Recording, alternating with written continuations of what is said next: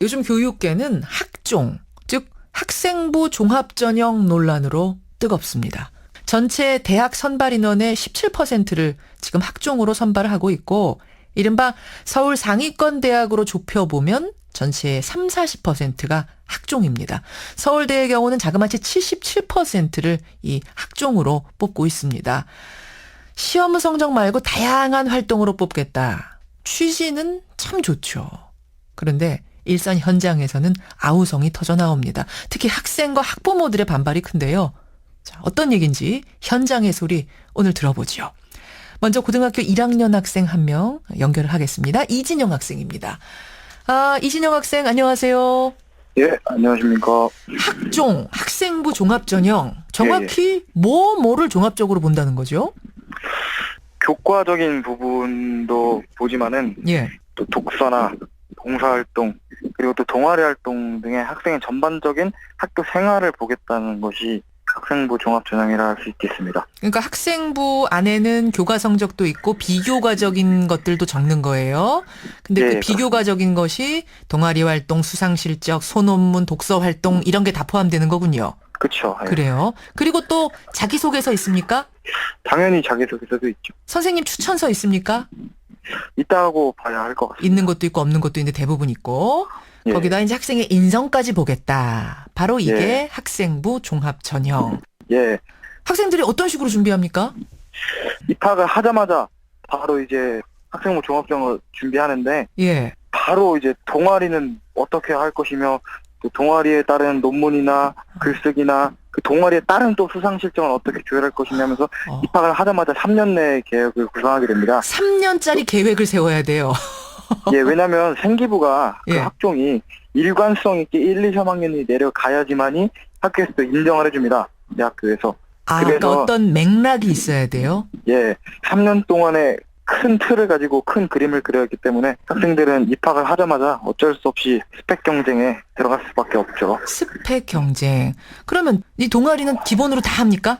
이 거의 이제 잘했다 이게 아니라 그 정도면 당연히 필수 덕목이지 기본 덕목이지 라고 해서 동아리를 안 하면 오히려 마이너스가 되는 그런 식이죠. 그러니까 진짜로 관심이 있고 하고 싶어서 하는 게 아니라 그냥 예, 무조건 하나씩은 다 들어야 돼요. 예, 하나씩 해도 안 되고 한 두세 개는 해야 됩니다. 그래요? 그러면 말하자면 내가 어떤 전공, 어떤 과를 가고 싶다 하면 그거하고 연결된 동아리 제일 유리한 게 뭔가 이것도 다 따져야 돼요? 그렇죠. 그 경쟁도 심하죠. 제가 옛날에 들어갈라 했던 동아리는 뭐 7대1이었나 그 정도 됐었습니다. 7대1. 예를 들면 저는 이제 노래하는 걸 취미로 굉장히 좋아하는데 과를 뭐 예. 성악과를 갈 건 아니다. 이러면은 그럼 노래 동아리 하면 안 되죠. 노래 동아리 그런 식이군요. 그러면 기타 스펙들은 뭐 어떻게 쌌습니까? 또 많은데 예. 독서 활동이나 독서 이렇게 활동이라는 거는 그냥 집에서 책 읽으면 되는 거 아니에요? 읽었는지가 중요한 게 아니라 예. 어떻게 그 책 읽는 걸 잘 나타내느냐를 보게 되거든요. 어쩔 수 없이. 고민해야 되는군요, 학생들이 그걸. 내가 읽었다는 걸 어떻게 해서 내가 표현해낼까? 그렇죠. 학종이라는 것이 엄청나게 특수한 경우가 아니면 예. 다들 하기 때문에 다 준비하기 때문에 예.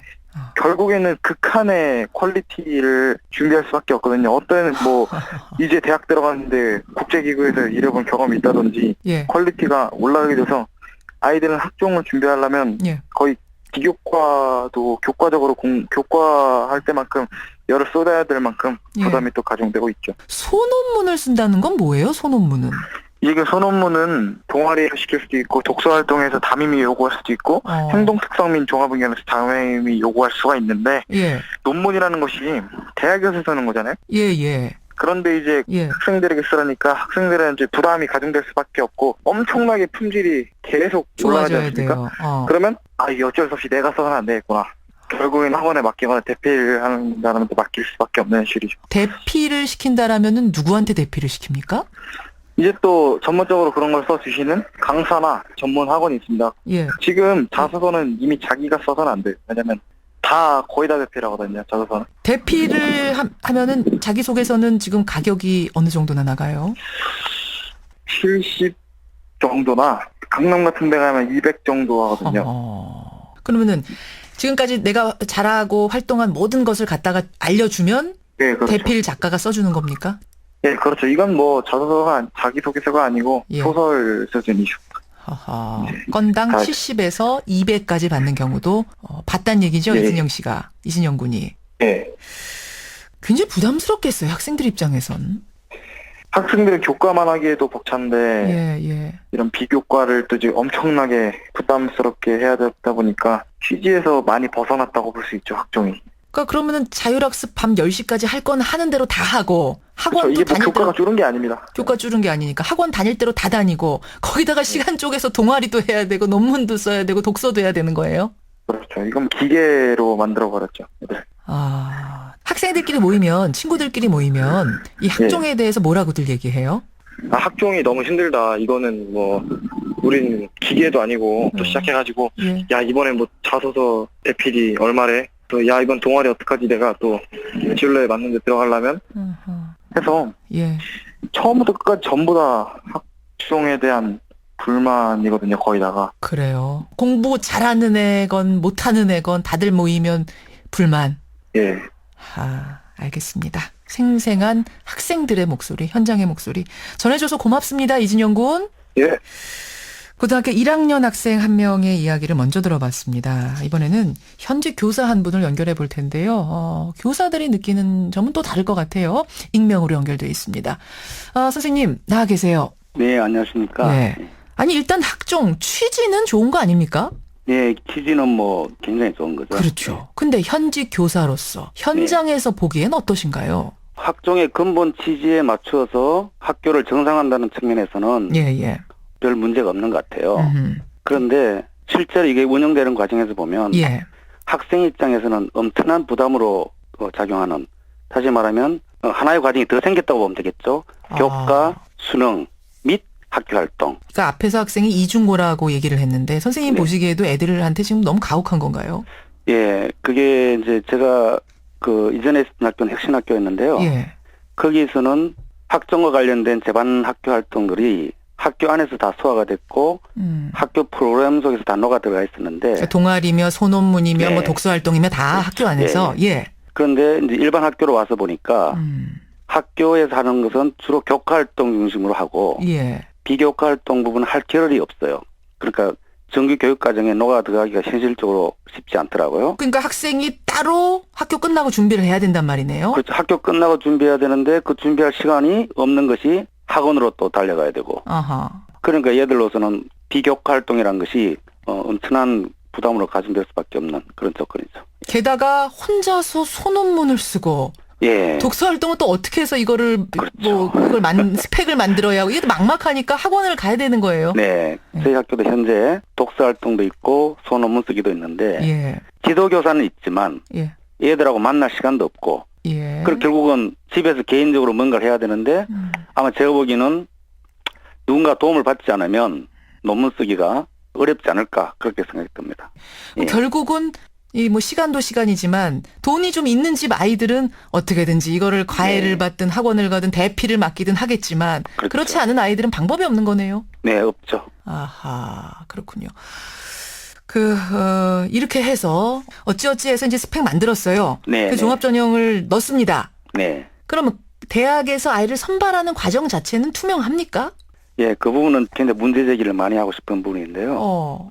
학생부 종합전형이 처음에 들어올 때부터 이 문제는 제기했었어요. 선발의 객관성이라든지 예. 타당성이라든지 공정성 또 투명성 계속 제기를 했었는데 어떤 문제 제기도 받아들이지 않았고 수험생 입장이나 교사 입장에서 봤을 때 예. 내가 가르친 학생 또 내가 지원한 학생 입장에서 내가 왜 떨어졌는지 또 왜 합격했는지에 대해서 전혀 알 수 있는 통로가 없습니다. 통로가 없어. 선생님이 가르친 학생들 중에 도대체 얘는 왜 떨어졌지 하는 경우들이 있었습니까, 종종? 당연하게 있었죠. 예를 들면 어떤 식입니까? 이 학생 같은 경우에는 중학교 때 전교 1등을 하던 학생이고 예.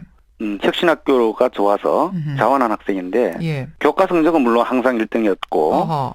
비교과 영역 모든 부분에서 두각을 나타내면서 열심히 참여했던 예. 그런 학생인데 그 학생 같은 경우는 K대학교에 학종으로 지원을 했는데 명문 K대에 학종으로 네. 지원을 했는데 네, 1차에서 떨어졌어요. 1차에서요. 1차란 것은 자기소개서와 추천서와 생활기록부 그것밖에는 다른 거 없죠. 그러니까 뭐 면접을 볼 기회조차 없었던 거예요. 그렇죠. 그래서 저희들은 예. 도저히 이거는 있을 수 없는 일이다. 왜냐하면 그 학생의 생활 기록부를 보면 부족함이 없다고 모든 교사들이 생각했기 때문에 특히 1차에서 떨어졌다는 것은 납득하기 정말 어려웠어요. 그 아이보다 더 뛰어난 아이들이 훨씬 많았던 건 아닙니까? 저희들이 교사하면서 예. 뭐 많은 학생들을 지도해 봤잖아요. 예. 상대적 비교는 가능하죠. 그 학생 같은 경우가 이제 종종 목격이 됐다는 말씀이신 건데. 그렇죠. 네. 이유는 뭐라고 추측들을 하셨습니까? 저는 제가 생각인 과거에 수시 처음 생겼을 때 특히 특목고가 지원하는 최상위권 대학교에서 예. 고교 등급제를 실시한 적이 있었거든요. 거의 한 10년 정도 됐는데. 사실은 불법이었던 거죠, 그때도. 그렇죠. 불법이었죠. 네, 고교 학교의 이름에다가 이제 등급을 매겨놓고 그렇죠. 점수를 할당해준. 예. 네. 그 상황과 같지 않을까 생각드는 것이 대학교에서는 낮은 학생들끼리 모인 곳에서 최고 학생은 특목고의 중간도 안 되는 학생이다라고 먼저 선입견을 가지고 판단하지 않았을까. 이 학생은 거기서부터 불이익을 받고 들어간단 말씀이고. 예, 그렇죠. 그럼 이런 경우는 좀 정보 청구를 해보지 그러셨어요. 그 학교에다가 왜 이렇게 되는지 좀 알려달라. 네, 그 부분도 이제 그 학부모랑 사실 얘기를 했었어요. 예. 이건 너무나 억울하다. 그렇게 하니까 그 아버지께서도 그 고민을 하시다가 예. 또 너무나 힘든 일이잖아요. 예. 그래서 넘어갔습니다. 아하. 그러니까 누가 봐도 약자고 을의 입장에 있기 때문에 그렇죠. 쉽지 않단 말씀. 예. 학종 계속해서 확대가 된답니다. 예. 어떻게 해야 된다고 생각하세요? 저는 객관성과 투명성이 보장되지 않는 한 학생부 종합전형은 현대판 음서제도나 연좌제가 아닌가 그런 생각이 듭니다. 아니 왜 음서제란 말까지 쓰세요? 음서제란 것은 뭐 부모의 지위와 권력, 재산 상태에 따라서 관직에 올라가는 거잖아요. 예. 지금 현재 상황이 그렇다는 거고 연좌제란 얘기는 예. 개인의 성과와 관계없이 선배 또는 동료 학생들의 평균 성적에 의해서 아하. 학교가 서열화되는 상황들을 반영하고 있기 때문에. 그렇군요. 그래서 확대가 되려면 예. 이런 공정성이나 투명성에 대한 제도적 장치를 마련하고 나서 해야 되지 않을까 그런 생각이 들어요. 알겠습니다. 취지가 좋다고 해서 이대로 계속 밀고 나가는 것이 바람직한가? 우리가 네. 다시 한번 진지하게 검토해봐야겠습니다. 네. 오늘 말씀 고맙습니다. 네. 예, 현직 고교 교사 한 분을 직접 만나봤습니다.